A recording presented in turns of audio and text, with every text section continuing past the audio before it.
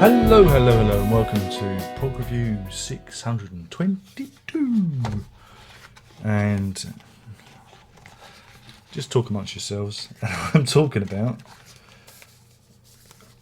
Snakes. Oh, wait a minute. Got to get the thumbnail. Snakes and Arrows by the Rush.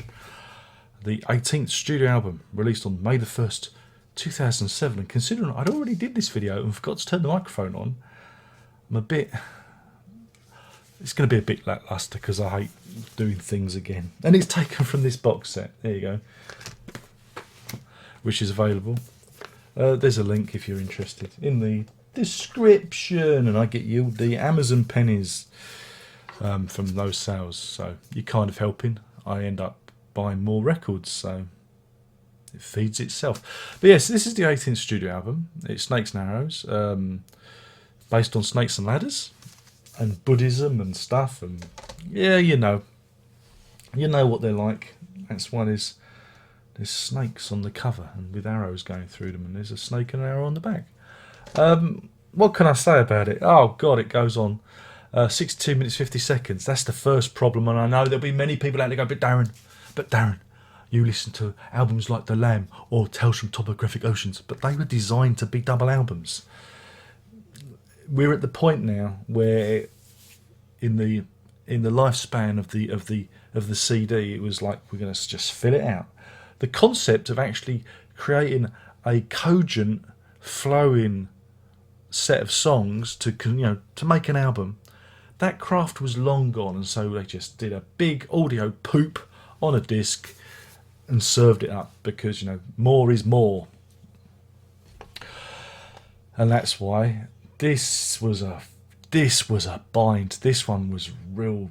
It wore me out. It really did wear me out. Funny thing is it starts off quite well.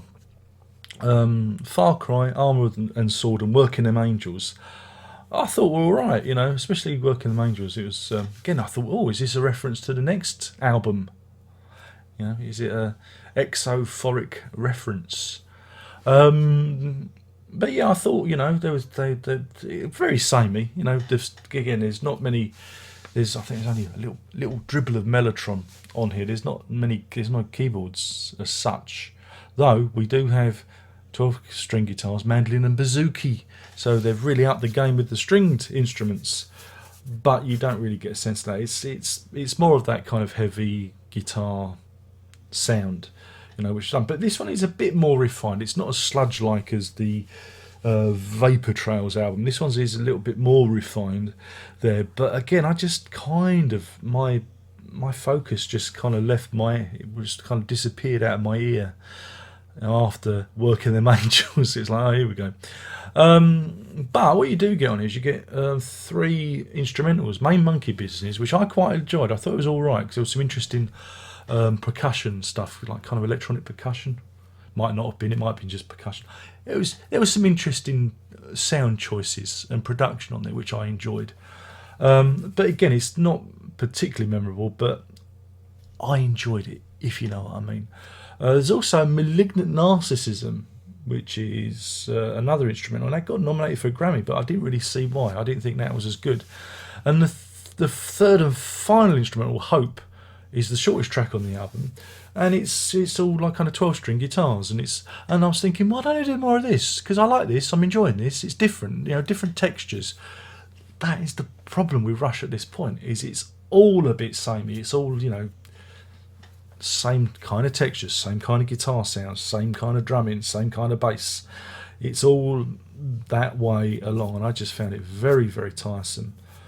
And I know there'll be many people that go, no, it's a great album, you don't understand, you didn't listen to it properly.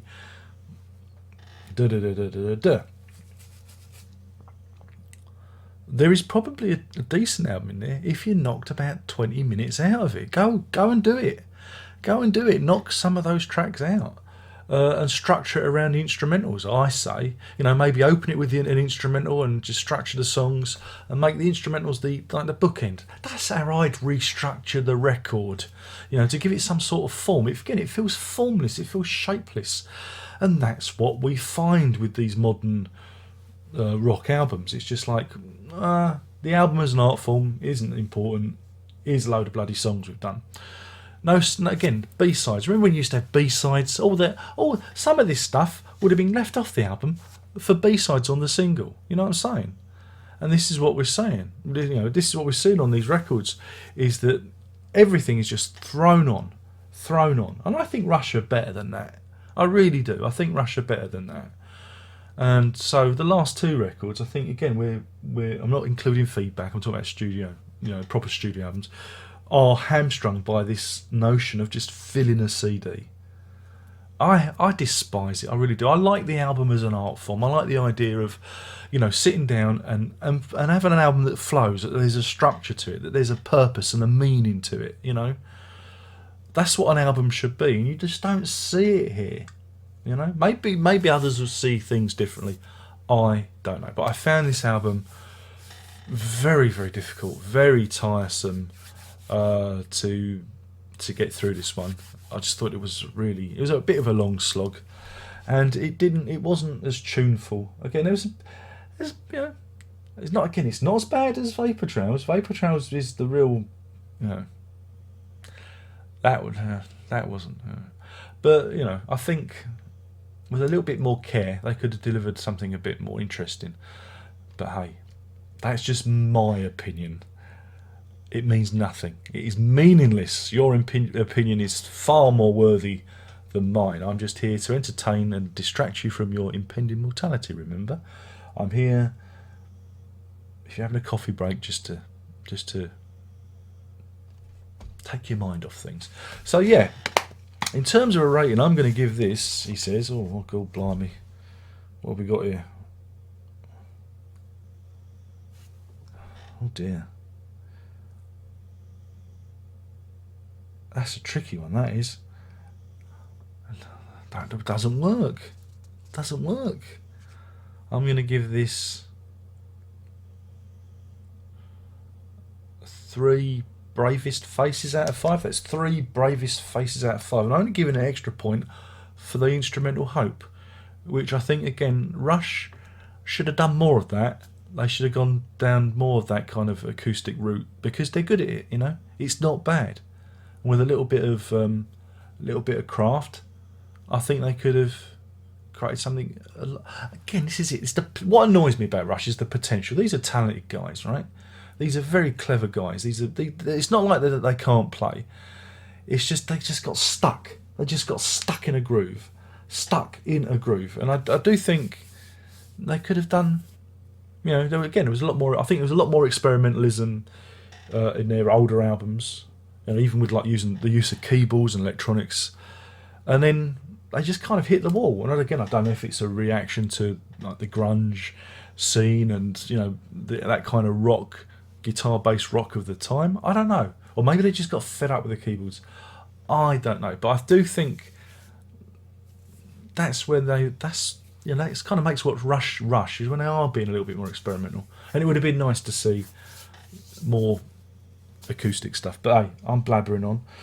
We did it. May we never talk about Rush again, unless they bring out another studio album, that is, or box set that I can afford. Though I don't want to go there. I feel like I'm all rushed out, as it were. So, all you Rush fans, thank you for putting up with me, and we won't have to do this anymore. That's it. It's kind of sad, really, because we've done them all. We've done all the studio albums now. And I'll have to create a Rush playlist and collate them together for you. So yeah, it's quite emotional, isn't it? We're at end of an era. I always get a little bit sad. When we come to the end of things. But anyway, I've been talking about Snakes and Arrows from Rush. Their which one was it? Their 18th, blimey, 18th studio album. That means they did 19 studio albums in total. That's impressive, isn't it? And and the news at this point, when I'm making this video, is that Rush is no more, because Pert is retired, and the other two are kind of at a loose end. So that's a bit of a shame. Maybe they'll recreate themselves as something else. I don't know. Again, it's a shame, because they are good players, they are good musicians, great live act. But sometimes I just find their albums very different to what I see when I see them play live. When I see them play live, I see them so energised and interesting, and then when I put their album, on, I go, But anyway, that's enough of that. There's only one more thing left to say, and that is prog on.